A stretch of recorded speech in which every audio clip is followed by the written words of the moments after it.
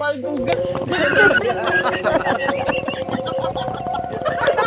Umaldog ka nun, nag-bounce ka nun. Pagug. Alam mo yung...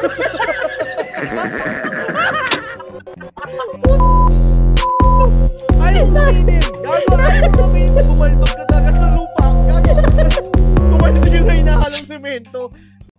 Yo, what's up? Welcome again sa Kishlot Chronicle Show. Putang ina, panibagong araw, panibagong episode. Wala kayong idea kung sinong kasama natin ngayong gabi, pero isa lang masasabi ko, putya, pambansang Dre to, pare. Pambansang Dre, na nandito sa Canada. Buti nga, nagkita na kami dahil napaka-busy ng tao na to dahil sa mga gig niya, pare. Walang iba, ang hari ng dingdong. Tangina, pambansang Dre, Kuya Jobert. Let's go!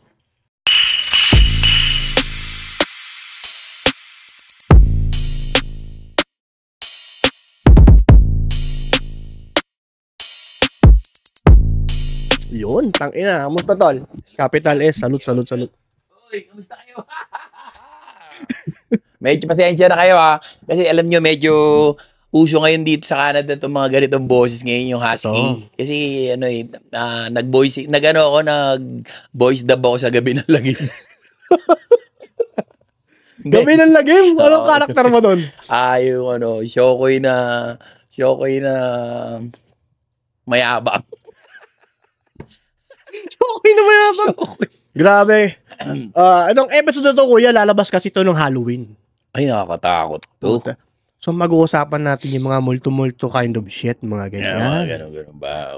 Okay. Pero teka lang, kamustahin muna kita. Kamusta ang, pa-winter na ulit? Oo nga eh. Naghahanda ka ba?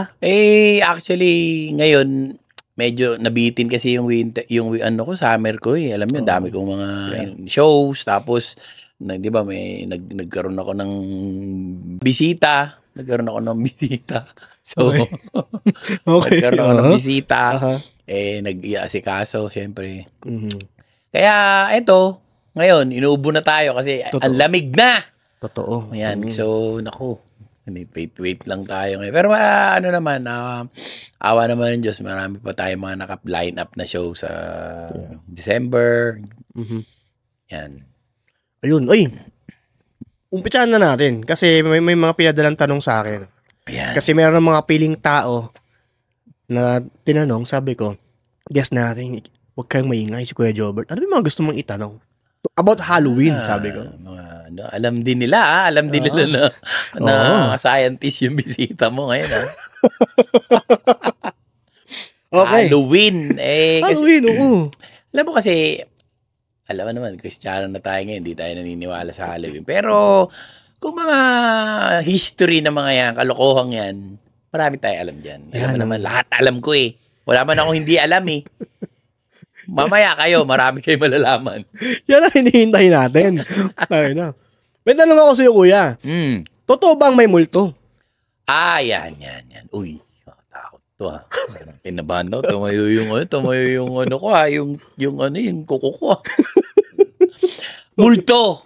Alam mo yung multo, pauso lang ng mga yan. Alam mo, mga Pilipino na nagpauso niyan eh.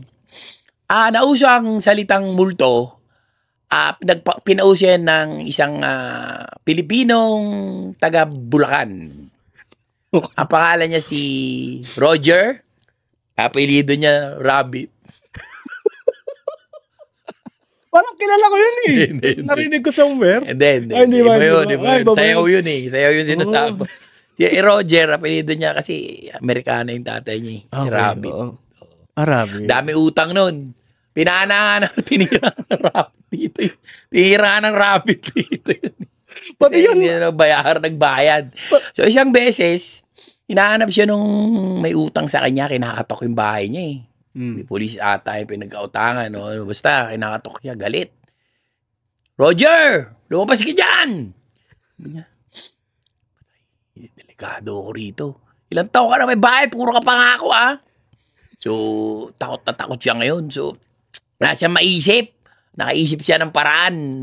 Nakaisip ng paraan ngayon. Sabi niya gano'n sa labas nung bago pinatay niyang ilaw. Natawag siya nung may utang. Roger! Pinatay yung ilaw. Sabi niya, bakit? Sabi nung naghanap sa kanya, multo! Yan na yun. Grabe, inubo ko sa... Ganun pala yun? Yun pala yun lang, ganun lang simple. Si Roger Rabbit pala Nag-invento ng multo dahil nga may utang, may tinatakbuhan. Doon na nauso ngayon yung multo. Multo. Okay. Galing ang mga Pilipino. Kasi Pilipinas lang naman may ganun. Alam mo ba, ang dami na akong napuntahan lugar dito. Saka nakita ng Canadian na nagsasabi sa mga nuno ng, excuse me. Excuse me. Walk behind you. Pass by your house. Pero ba nakita ang ganun? Wala nga. Pilipinas lang naman nagtatabi-tabi po eh. Diba? Pag inihian mo daw, mamamaga daw yung itlog mo. Hindi naman totoo yun. Nakita ko ng puti. Inihian yung yung nuno rito eh.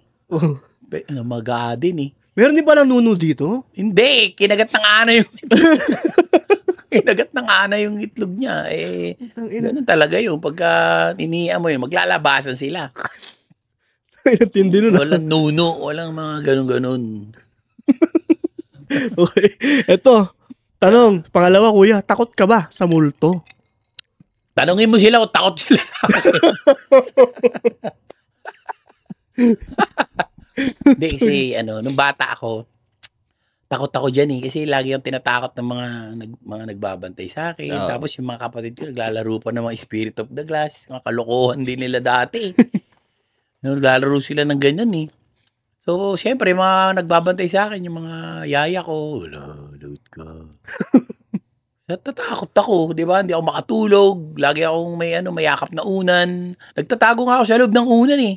Kasya ka doon? Kasya ako noon. Tapos sinisiper ko. Salvage ya.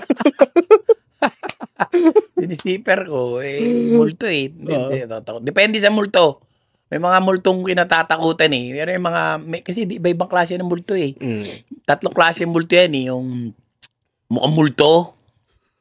Yung tunay na multo. Tsaka yung nagmumulto-multo. Ano yung nagmumulto-multuhan? Nagmumulto-multo at tao lang yun, di ba? Yung taong adik na mukhang multo. Nananakot lang sa na yung mukha. Kasi pagka hindi ka na natutulog, mukha ka na multo din eh. Sabagay, no? Yun, na mga multong buhay pa. Di ba? Tapos may multo talaga na sinasabi nila na mga, wala namang multo. Mga mga demonyo yan. Mga multo, wala namang ganun. Basta natatakot ka sa ganyan. Gawa ng demonyo yan. So wala talaga multo, di dapat matakot? Di matakot, dapat sa multo. Pero itong kwarto, pag di nagtagal to, di magtatagal, malamang. Meron akong trivia, kuya. Bago kami lumipat sa bahay na to, sabi ng kapitbahay ko, may namatay daw dito. Pero old age, hindi naman daw murder. Old age lang. Pero still, may namatay. Sabi ko, huwag mo sabihin sa akin kung saan. Ano ka ba? Lahat naman ng tao namamatay. Magulat ka pag sinabi ng kapitbahay niyo na meron dyan matanda hanggang ngayon buhay pa. 3,000 years old. Magulat kayong makakita ng taong hindi namamatay, mas matakot ka. Yung namatay, lahat naman ng bahay may namamatay. Pag matanda ka na eh. Bagay. Di ba? Takot sa patay na yan. Pag namatay ka na, hindi ka na makakabalik. Walang bumabalik. Tama. Oo yan. So, kuya, sa tingin mo, ano yung mga paboritong pagkain ng multo? Ayan na. Alam ko ang paboritong pagkain ng multo. Kasi dati lagi akong pupunta sa araw ng patay sa Loyola eh. Diba? Sa Pilipinas, uso yan eh. Ang paboritong pagkain ng multo, kandila. Talaga? Kinakain mo na kandila. Binibilog nila yan eh. Binibilog nila yan. Di ba? Parang mga bata tayo. Binibilog yan. Yun lang ang kinakain ng multo, kandilang tunaw. Tunaw, hindi pwede matigas, no? Hindi pwede matigas kasi malalaglag. So, yun yung pagkain nila yun, nagiging sila. Doon lang sila kikita. Pag araw ng patay, pag kumain sila ng kandila, nakikita sila. Okay. Diba? Kasi hindi nakikita ang multo eh. Ano yan eh? Espiritu yan eh. So, pag kumain sila ng kandila, yung korte nila ngayon, lalabas. Diba? Tapos, magpapaaraw yan para matunaw yung kandila, babalik sila sa dati. Tapos hindi sila makikita ulit. Yun. Hindi nyo alam yan eh. Tapos, pangalawang paborito na mga kainin ng mga multo, yung mga inahanda ng inchik sa kanila, lumpia, pansit, Kikiam. Kikiam? Kikiam, siomay. Mm. Yan, yung mga paboritong ano. Kaya nga nakaputi sila eh. Kasi, di ba, pagka... Ay, hindi. Nung una, nakaputi yung mga multo. Ngayon, hindi na. Nag-ano sila. Yung ano, damit nila, ano na, camouflage na. Pang sundalo, ganun? Kasi nadudumihan sila, di ba? Pag subo nila ng mga minudo, nadudumi yung puti. Dumudumi. So, camouflage na lang sila ngayon. Mahilig pa sila sa mga may sauce eh. Ayaw na ng multo ng matabang. ayaw nila ng matabang. Patay na kami, matabang pa rin. Di ba? Kaya alatan nyo pagka nagbibigay kayo ng mga pagkain sa mga mga nicho-nicho. May mga nakikita ko, may mga naglalagay ng biko tsaka kalamay eh. Ayun, kaya nga sila minumulto eh. Lahat ng multo na i-stack doon. Pag nadikit doon, di na makaalis. Kaya dapat Huwag kayo maglalagay ng mga biko, palitaw, lalo na yung mga yung mga champurado. Tinan mo yung champurado pagka minsan gumagalaw yan, may nakaapak dyan. Nandun na, stuck yan. Gumagalaw yung champurado. Pero tingnan mo yung champurado na nakalagay sa mga patay, sa kandila. May sumausaw na multo dyan. Uy, shoutout ko muna yung food sponsor natin, Snacks, and may mga street food tayo para galing kay Jefferson Mejia. Thank you, Jefferson. Ako, ito mga pagkain na may miss natin, Bikat, baka naman. Ding Dong. Jack and Jill, Jack and Jill, Ding Dong. Maraming salamat sa iyo, Brad. Binili mo. Ding Dong, ito, baka naman. Tagal ko na kayong pinopromote eh. Dito ako sumikat, wala man lang. Kahit isang pakete, wala man lang. Wala isang pakete. Di ba? Ito kuya. Sa palagay mo, ano pa yung mas nakakatakot pa kaysa sa multo? Yung mga taong walang utang na loob. Ay, hindi, totoo yun. Tsaka yung mga taong hindi nagbabayad ng utang. Yan, nakakatakot pa sa... Nakakatakot yun kaysa sa multo. Kasi yung tao yung mga yan eh. Di ba? Yung mga hindi nagbabayad ng utang, yung mga walang utang na loob. Nakakatakot yun. Parang buhay pa yung multo na yun eh. Di ba? Kadalasan dyan, mga kamag-anak mo pa eh. Mga mahal pa sa buhay. Okay lang kamag-anak, pero yung malupit, yung hindi mo kamag-anak. Saklap. Mamaya, makakarinig kayo ng multo.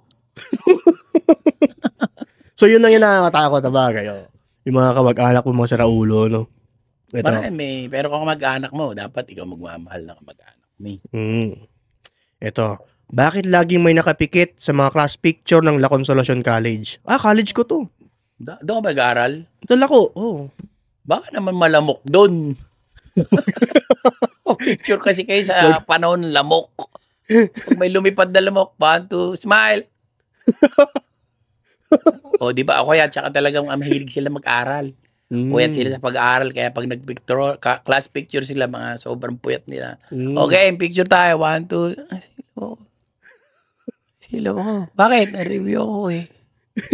Nag-review ako. Kaya alam mo, dati nagpa-picture ako ng ganyan. Nakapikit din ako eh. Pero wasted ako. Hindi ako wala akong tulog mga 3 linggo na. Kaya kayo guys, tigilan nyo na yan. Kita mo ako, ilang taon na ako hindi ko magamit. Naku, 14 years? 14 years. Mahigit na. Congratulations, kuya, kasi hindi lahat kaya yan. Salamat sa Diyos, diba? Baka, tsaka yung mga pinag-uusapan na dito ay pawang katatawanan lamang, guys. Pero mamaya hindi na. Nakakabala ko dyan. Ito, next question. Saan nagtatago yung mga multo sa umaga? Ayun ang magandang, yung karamihan na kilala ko sa manhole lang eh. Manhole sa inyo? Sa inyo? Sa Pilipinas. Sa Pilipinas, wala. Nung mga una, sa manhole sila sa Pilipinas nagtatago. Pero nung hindi na naglilinis na manhole, saan na sila tumitira ngayon? Dun, sa mga garapon na wala laman. Garapon kasya sila dun? Multo nga eh. Sa bagay. Multo nga eh. Di ba? Tsaka minsan sa sakahon na sapatos, mahilig sila sa Nike. Kaya Adidas. Ayun. Bakit? Lalo na yung Mighty Kids, susunugin nila yan. Isa nila may tatak. Ba't may specific talaga silang brand na gusto? Mahilig ang mga lalo na yung yung mga batang multo. Nike gusto niyan. Lalo na yung Kobe, ang daming multo dyan, yung mga kahon yan. Ayaw nila kay Lebron. Wait lang, marami kasi ako mga shoebox sa taas. Huwag kong bubuksan yun, no? Depende, di ba? Pagka mga Lebron yun, wala mo na. Gagamba lang pupunta. Wala naman. Ayaw nila yung iba. Ayaw nila kay Lebron. Pero marami may gusto kay Lebron, ha? Idol ko. Kaibigan ko yan, eh. Talaga? Saan? Akala kasi nung iba na hindi ko kilala si Lebron. Kausap ko siya. Kanina kausap ko. Kumakain ng pakwan. Mahilig sa pakwan yun si Lebron, eh. Medyo mag-ano na siya. Magre-retire na siya. Kausap ko, eh. Nagkaano siya. Magne-negosyo na lang. Anong negosyo niya? Lilupak. Magnililupak. Mabenta ba sa US yun? Mabenta ba rin nilupak sa US? Isipin mo si Lebron na magkakaroon ng tindahan ng nilupak na walang bibili doon. Eh, ang nilupak kulay Lakers yun, eh. Damihan mo margarine, may ube, Lakers yun. Paper ba niya pa, no? Diba? Lebron, nilupak. Ang ganda nun. Tapos ilagay mo sa kahon ng sapatos, tapos kakainin mo sa sapatos niya. Putang ina. Tsara. Baboy. Ganda. Bakit? Hindi na magamit, eh. Sa bagay, oh. Diba? Ang galing nun. Lebron, baka naman. Binigyan kita ng idea. Nilupak. Nilupak. Gusto pala ni Lebron ng pakwan, no? Nilupak ni Lebron. Swoosh. Grabe, dami natin natutulong kay Kuya Jomar, guys. Buti talaga nag-invite tayo ng scientist, no? Alam mo naman, lahat tayo, eh. Kahit na, buti nga naalala ko pa yung mga yun. Nakalimutan ko na yun. Hindi na ako masyado nagre-review ngayon, eh. Ano pag-aralan nyo rin to dati? Ano ka ba, eh. Ang dami kong course, eh. Nag-aaral ako. Ilang taon ako nag-aaral sa UP, Lasal, Harvard, Uy, Ramon Magsaysay, Trinity, PSBA. Huli kong pinag-aaral. Nakawa na ako sa NASA. Okay. Kaya nalaman mo yung kay Lebron, no? TIP, tapos NASA.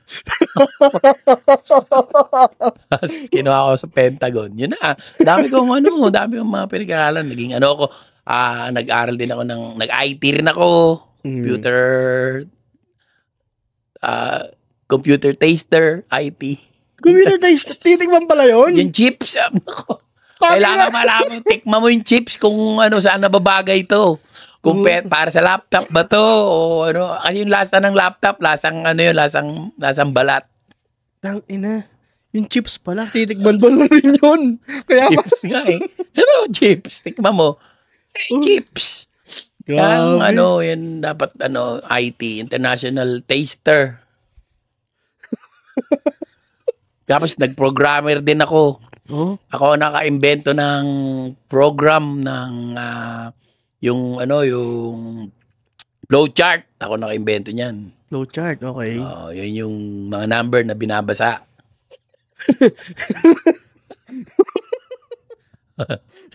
Yun ang tanongin doon. Basta flowchart. Flowchart, okay. Eto, saan banda nagsimula ang Halloween, Kuya? Ito. Hindi nyo alam. Ang Halloween ay nag-umpisa sa bansang Bangladesh. Talaga? Kailan and paano?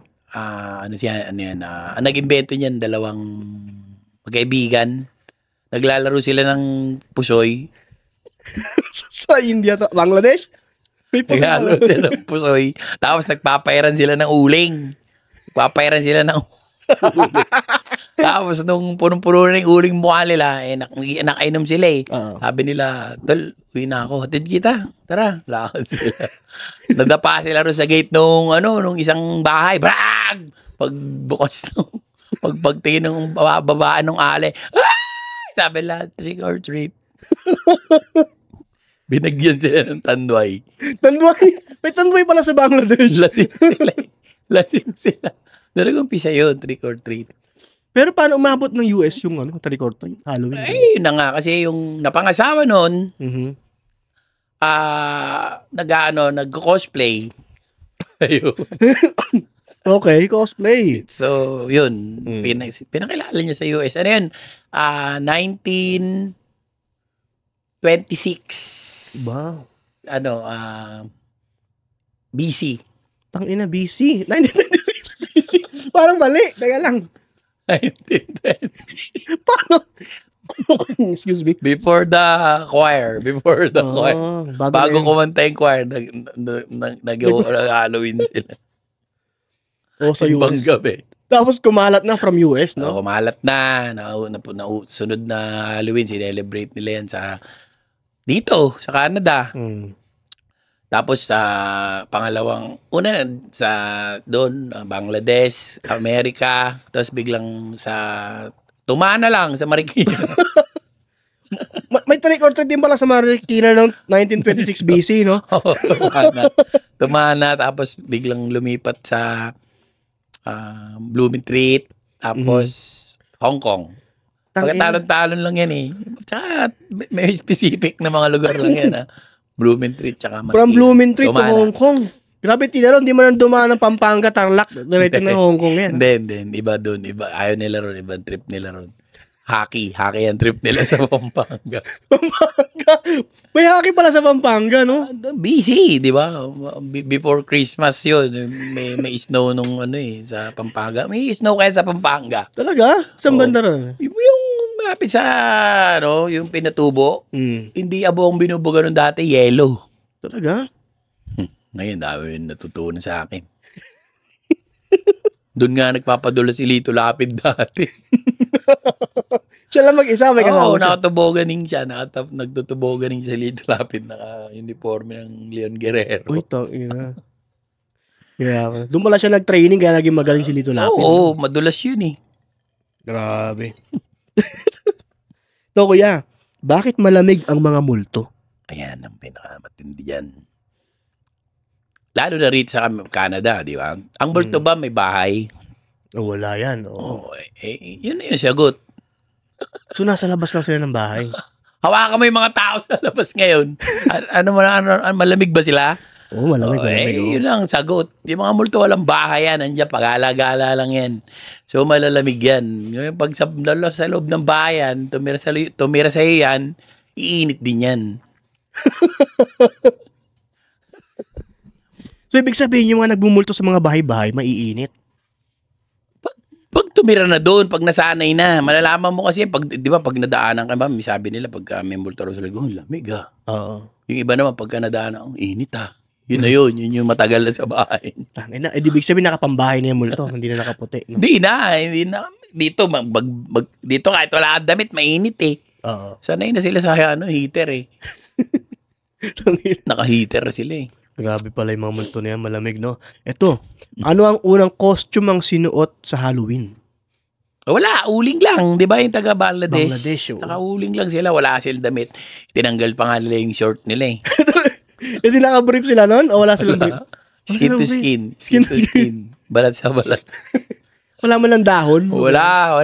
Pagka may uling ba, makikita sa gabihan? Walang ano. Buti pinagbubuksan silang pinto, naka-bold sila ron. Yung pang nila, pang katok. Itlog nila? Hindi. Kamay pa rin. Ikaw nagsabi niya. Kamay pa rin. Ngayon kasi grabe na yung mga costume no? Grabe, mga costume ngayon. Ako hindi ako pabor dyan sa Halloween.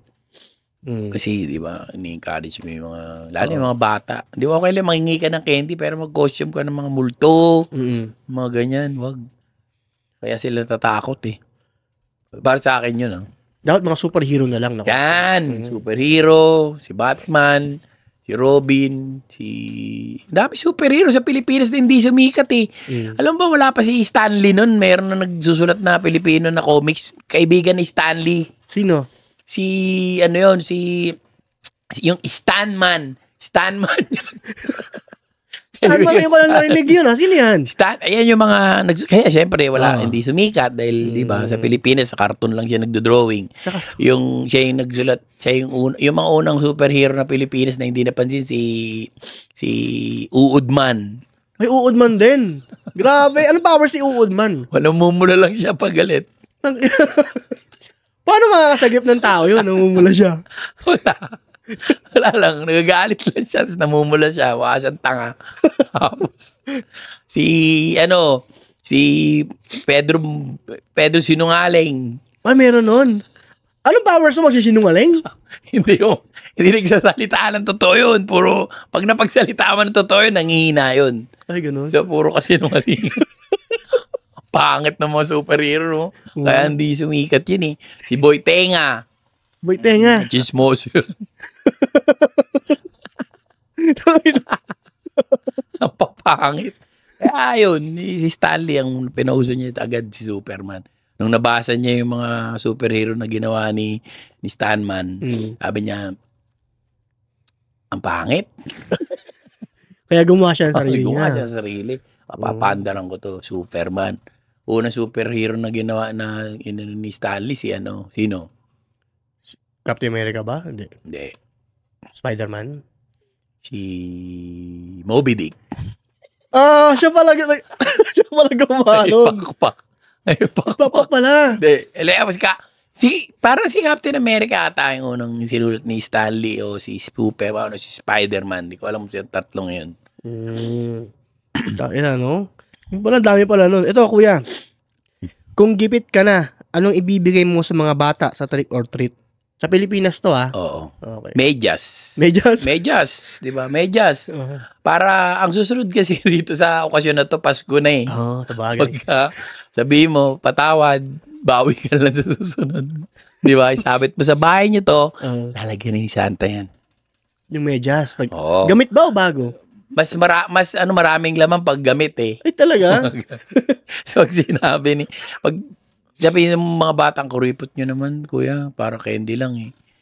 Ito yung medyas na ilagay mo, lalagyan yan, babawi na lang sa Santa para sa akin. Pangakuha mo sila, wala akong binigay sa'yo, pero itong medyas na to sa Pasko, babawi si Santa sa'yo. Kilala ko yun eh.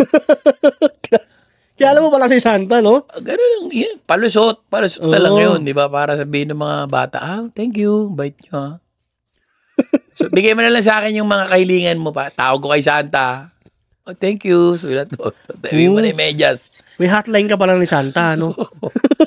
Dapat kilala mo si Santa. Oo. Si Santa kasi, medyo, na siya ngayon, matanda na rin siya eh. Tsaka, isa na lang yung reindeer niya ngayon eh. Talaga, sasakyan niya na lang yun. Si Gaspar na lang yung reindeer. May Gaspar. Si Gaspar na lang, wala. Tsaka lagi nauuntog yun, matanda na. Si Gaspar. Ang bagal na nila, delayed na sila magregalo. Sa Santa, ang hina, may may gout. Ay, talaga. Pero, kain ng kambing eh. Nung kalakasan ba ni Santa, anong binigay niya sa yung regalo? Anong bata ko? Rain.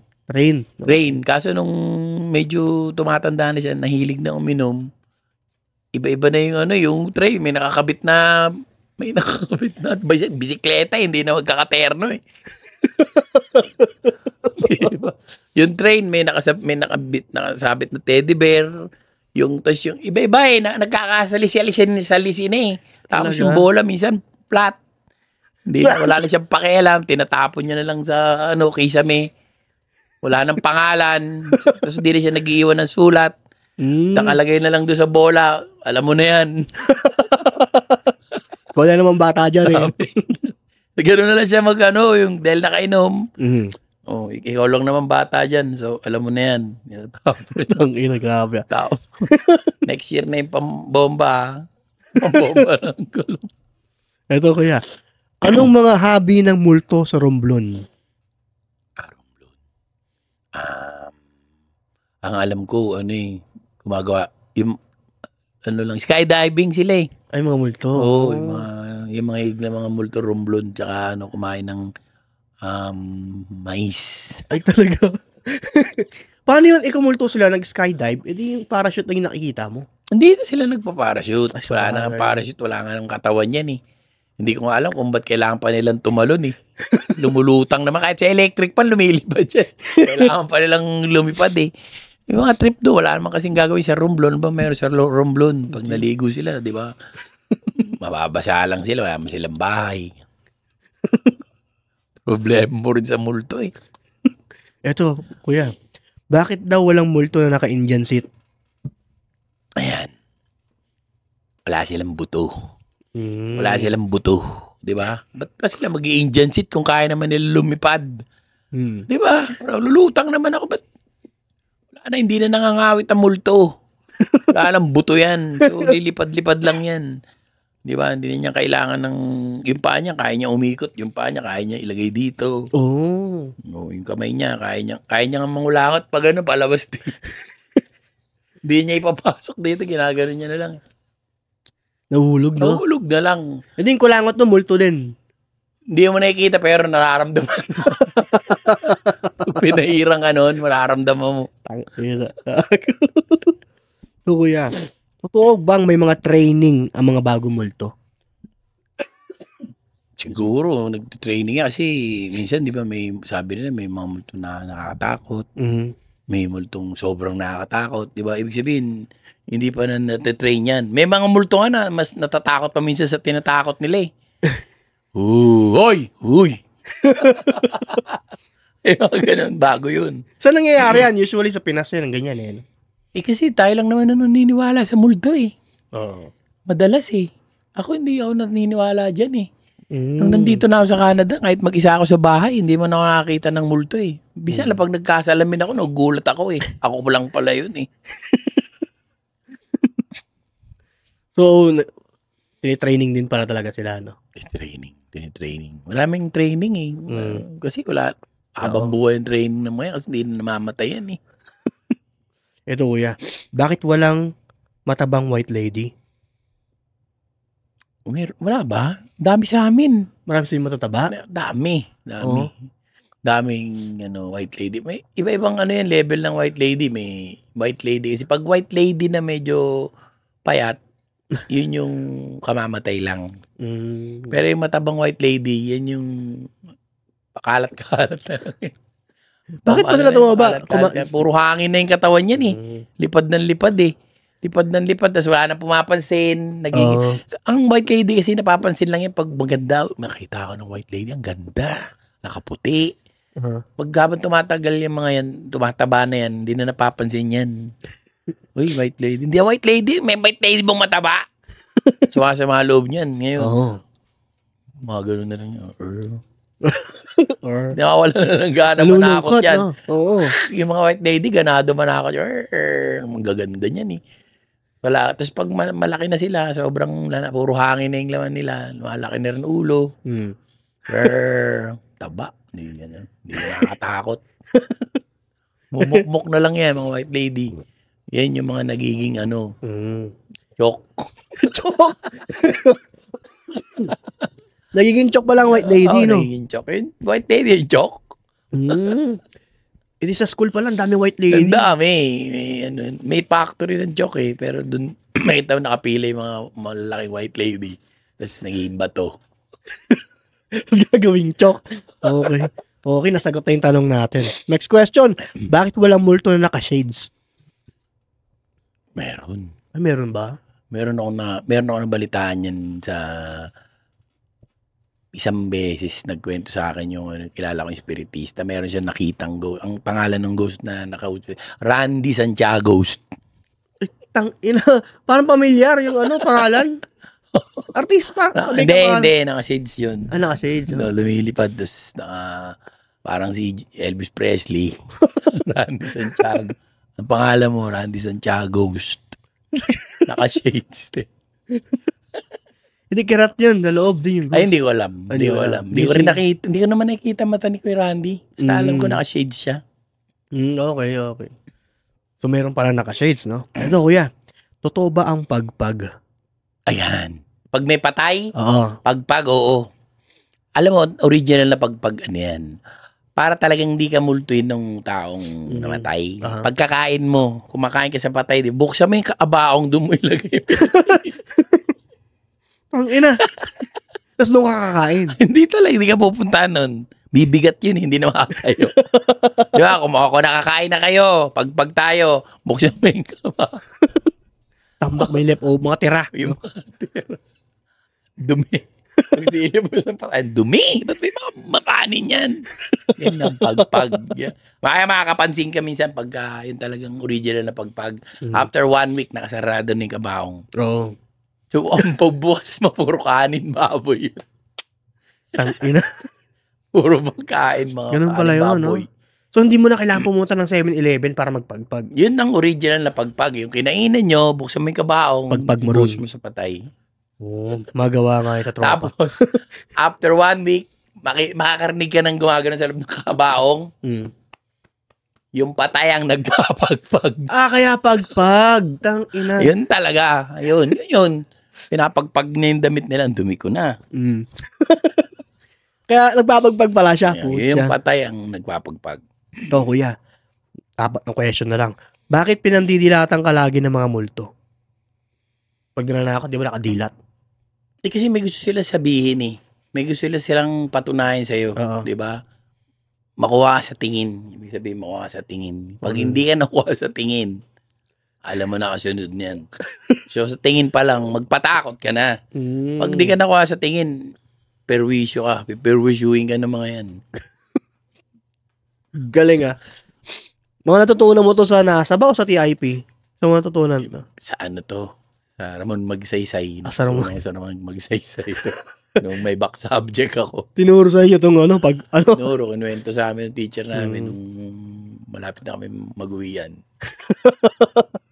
Nasa pinto na. Wait lang. May kwento ko sa inyo yung pagpag, alam nyo pa kung saan. So, kuya, anong panakot sa'yo ng mama mo? Noon, papaluin talaga kita. Papaluin, walang ibang ginagawa nanay ko sa akin dati. Papaluin talaga ako pag may kasalanan. Hindi, titigil. Papaluin kita. Grabe, no? Sabihin mo rito yan. Kulong. May police na dun sa kumakatok sa'yo. Did you say something there, child? Oo, no? Papaluin mo. So, mga di nakakalam guys, sa Canada, bawal saktan kahit sarili mong anak. Bawal po bawal abusuhin mga bata rito. Bawal. Nakikinig ka? Bawal mang abuso ng bata rito. Lalo na pag darating tayo dyan. Minor, mga ganon. Huwag niyo idadama yung mga minor dito. Nako. Kagaya may 3 akong anak, sabi ng asawa ko, wag, kahit sigawan o paluin, wag. Paano kung halimbawa, yung anak mo, may kaaway ka, tas may galit sa'yo, tapos doon nagpo-post sa picture ng mga anak mo. Medyo Paul yun, hindi pwede. Medyo Paul? Wala namang kinalaman yung mga anak mo, ba't doon magpa-post? Okay. Grabe yun, di ba? Bawal yun. Mamaya. Okay, mamaya. Ito. 2 tanong na lang. Takot ka ba sa pinakauna mong jowa? Paano mo diniskarte yan? Paano mo nilapitan? Jowa? Dami ko kasi naging jowa noon eh. Nung bata pa ako, hindi ko mabilang. Girlfriend ko, unang girlfriend. Sino unang girlfriend ko? In-approach mo talaga? Nanligaw din ako noon, no? Hindi naman ako gwapo eh. Para hindi ako manligaw eh. Ang puhunan ko lang patawa. Ilan ba naging girlfriend? Bilangin ko nga. Bago ko na. Pero kasi alam mo, first love ko talaga si Chad. Yung asawa ko ngayon si Chad. Unang-una ko palang nakita. 4 years old pa lang kami, magkalaro na kami noon. Talaga? Nung nakita ko siya, crush ko na talaga siya. Tapos, siyempre, tumanda kami, lumipat siya na ibang bahay. Ay, nabuti nagkita pa kayo ulit, no? Meant to be talaga. Pero bago yun, dami ko naging girlfriend. Siguro, 30. Bago ako nahimik. Lahat yung love mo? O hindi? Hindi, syempre hindi. Kuya Jobber to eh. Hindi naman, di ba? Minsan nakilala mo lang dahil nasarap ka kwentuhan. Pero yung minahal ko talaga, wala iba. Nice. Ang galing. Tangina. Ito, syempre, iba kasi yung show mo sa Pinas and sa show mo dito sa Canada. Ano ba yung pinagkaiba ng show mo dito and sa Pinas? Kasi di ba galing tayo sa TV sa Pilipinas, alam niyo naman yan, galing tayo sa Pilipinas. Iba eh. Ang show ko sa Pilipinas, puro sitcom, gag show, lahat ng comedy halos nandun ako eh. Basta may comedy, nandun ako. Yung show ko rito sa Canada, more stand-up talaga yan. Wala naman ako ibang ginagawa rito kundi stand-up comedy. Nung nagkaroon ng COVID, doon ako nag-show dito, nag-start ako mag-show. Ano ba gagawin ko rito? Sabi ko, subukan ko magpatawa. Magkwento lang ako, di ba? Hanggang eventually, nakaipon ako ng maraming mga material. Yun yung ginagamit ko. Pero, hindi ako doon eh, di ba? Minsan, crowd work eh. Crowd work. Yun ang pagkakaiba sa mga shows ko rito. Crowd work ka talaga. Pero yung mga gig mo naman dito sa Canada? Mga gig ko rito sa Canada, actually, marami akong gig dito nung, alam niyo naman, ilang beses na ako nag-gig dito sa Canada eh. Pero, di ba, in fairness naman sa mga gig ko rito, pinagkatiwalaan ako ng mga, for 5 years, establish ko yung pangalan ko rito sa Canada. And, so in 5 years, siguro nakaano na ako halos 300 shows na. Takin ang dami, 300 shows. Tapos, pera pa yung sa Amerika. Ulit-ulit. Ito, magmula nung pumunta ako, mag-start ako mag-show dito. Ito lang nung August, di ba, bumalik ako rito, August last year. Itong buong taon na to, naka 100 plus na akong show dito, buong Canada. Siguro dito na rin tatapusin to, medyo nagulat ako. Again guys, maraming salamat sa pakikinig at panonood ng Kislot Chronicles. Again, speechless, Kuya Jobert, maraming salamat sa pagbisita. Salute. Salute. Ay, uminim! Gago, ay, uminim! Bumalbag ka talaga sa lupa! Gago! Tumalis ka na hinahalang semento!